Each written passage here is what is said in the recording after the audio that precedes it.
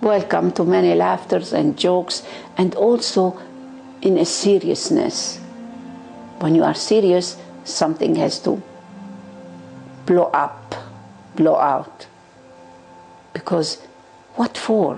Why worry? It's going to go, so let it go now. All the wars in the past, all what happens in history, it's only now in the history. But because of the now, that we are repeating the same story all over and over again. So it's time to be individuals and see that I don't belong to the history. I belong to the mystery of now. I'm a wanderer. That's it. That's the real religion, the religiousness of the heart. A moment comes in the life of the mystic when he becomes simply wonder. Each small thing fills him with tremendous wonder. A pebble on the shore, a seashell, the cry of a distant cuckoo, a lonely star in the evening, anything, a child giggling, a woman crying tears of joy, anything. Just the wind passing through the pine trees, the sound of running water, anything, and he is full of wonder. God comes to him as wonder. God comes to him as mystery. That's what we are here for. Be a wanderer all the time. This is what Hajj is. It's not going there to Kaaba, to Mecca, from head to heart.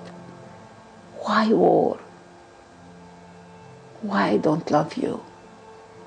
Why I hate this? Why this one is bad?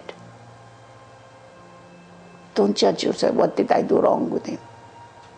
Just look at this. It's like it's a play.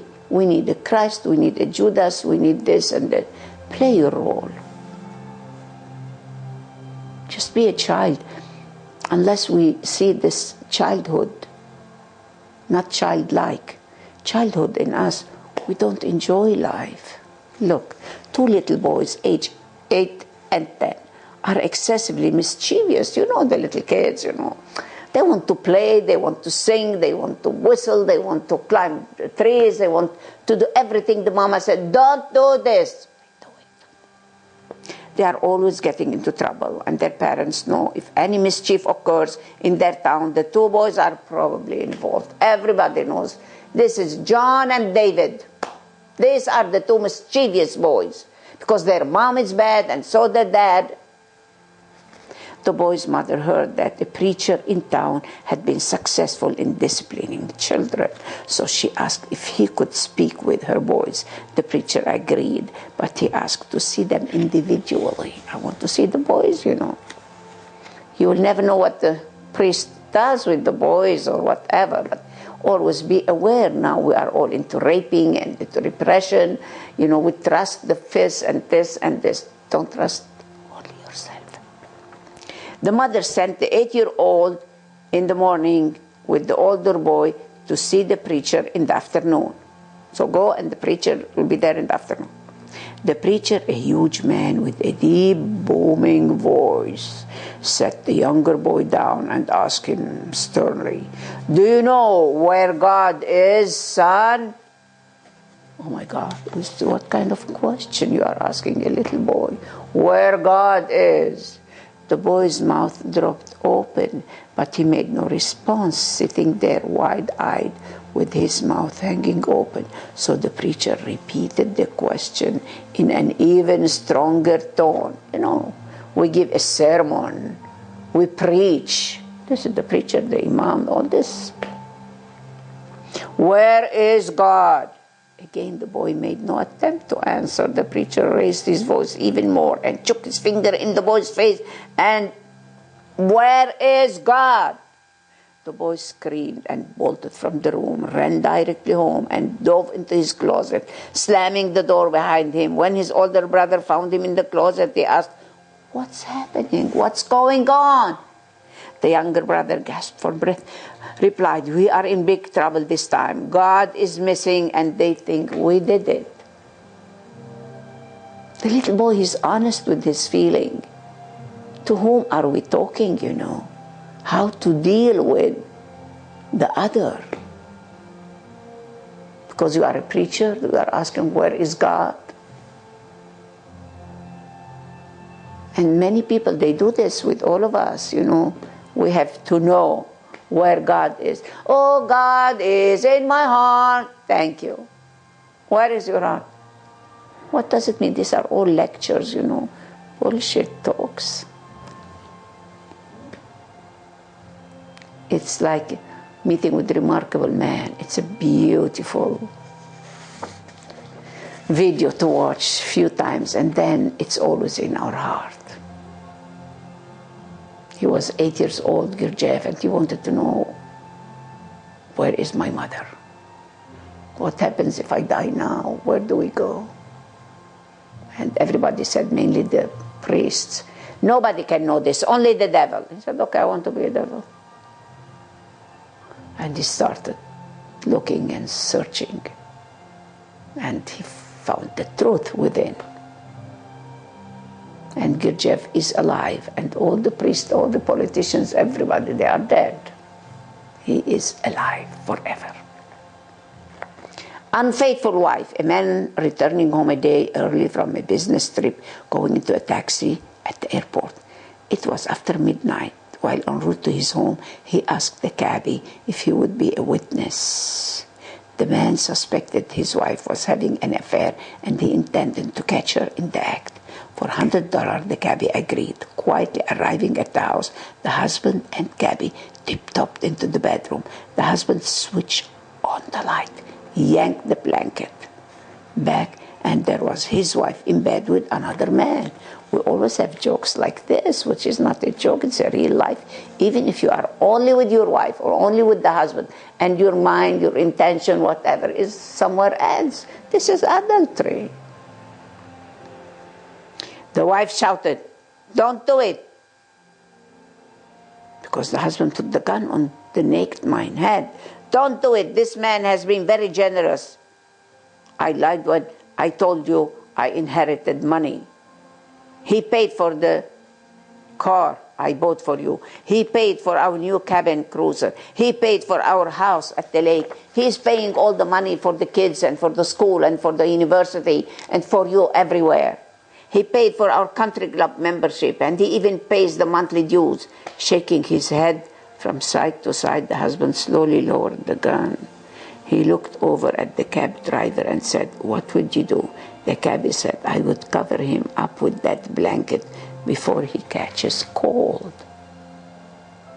So make sure, be aware of this. People, you know, just the same when a man came home and took the gun, the husband said, what are you doing with this man? And the wife said, stop, if you do this, you will have no friends at all. And the man went, he wanted to divorce the wife, and the judge said, what for? He said, because she's not good, you know, sexually with me. What do you say to the wife, he asked? He said, he's the only one. All the men that I'm with them, everybody says, I'm good with them. This is his idea. That's beautiful. Nobody is, you know, I'm with the same man. Maybe the first week or the honeymoon, no more honeymoon anymore. Honey now. That's it. Because it's all arranged marriage. It's all like doing it for purpose. There is no love ring. Engagement, marriage, all this, you know, and then the bell rings. What is the cause of all divorces now? Marriage. The highest divorce rate is in Lebanon. It's sure for this, because what is a marriage, you know? Why all these weddings? And then a week later, what's going on? I want to divorce. Wait maybe a year.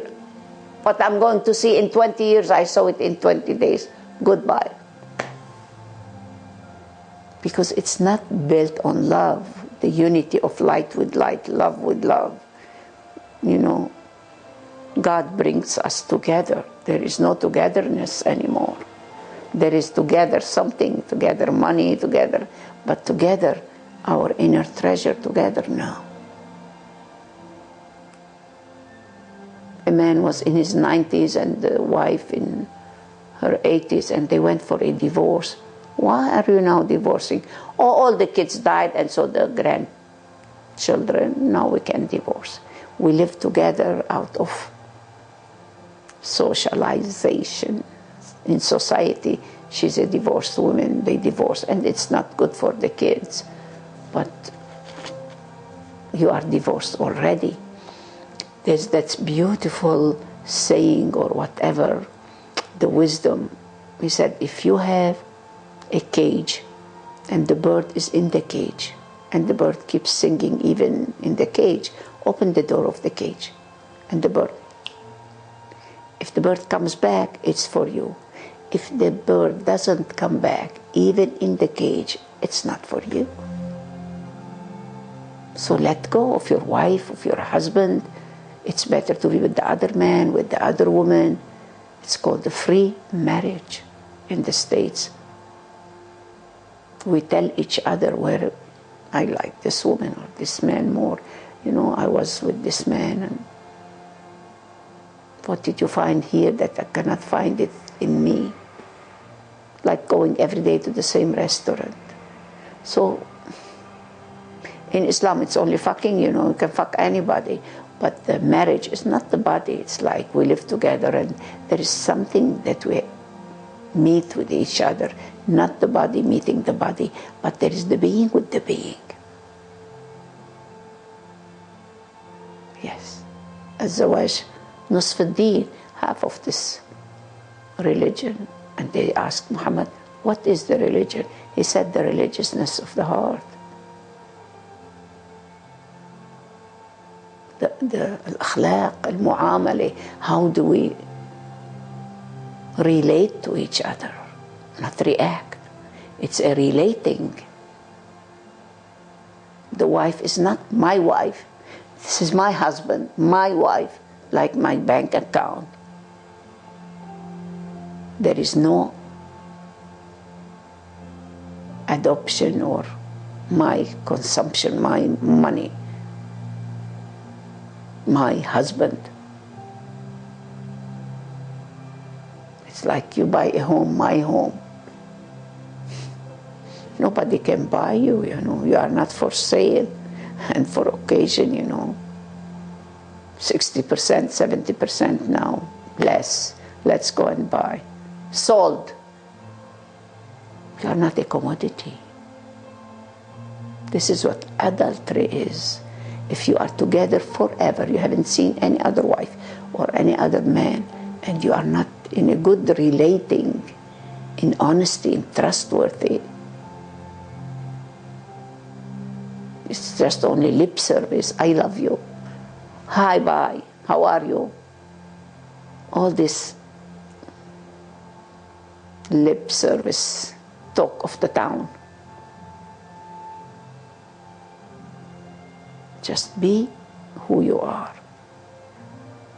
Don't go to any other place to learn, oh, how can I have a workshop, how to love my husband. Like telling the fish, go and study how to swim. The caterpillar, 44 feet. And the man said, I have two and I stumble. How can you manage with 44? Because I never thought about it when she started thinking. So don't think, just be. Being is beyond any thinking.